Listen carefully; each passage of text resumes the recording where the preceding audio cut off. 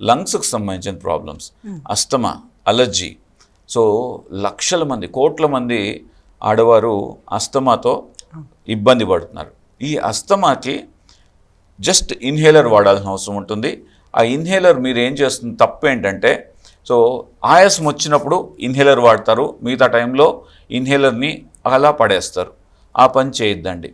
Asthma అన్నది కానీ, COPD కానీ, లేకపోతే పోస్ట్ ఇన్ఫెక్షస్ లంగ్ డిసీజ్ సీక్వెలే అంటారు. అంటే మీకు ఇంతకుముందు కోవిడ్ వచ్చింది, లేకపోతే టీబీ వచ్చింది, ఇటువంటి ప్రాబ్లమ్స్ వల్ల మీ లంగ్ ఇబ్బంది అయింది, లంగ్ వీక్గా ఉంది, ఆయాసం వస్తున్నది అని అంటే మీకు మీ డాక్టర్ గారు ఇన్హేలర్ రాసినట్లయితే రెగ్యులర్గా తీసుకోండి. ఉదాహరణ చెప్తాను, మీరు బీపీ మాత్ర రోజు వేసుకుంటారా, లేకపోతే బీపీ కళ్ళు తిరుగుతుంది, లేకపోతే చాలా అలసటగా ఉంది అని బీపీ చెక్ చేసుకొని వేసుకుంటారా?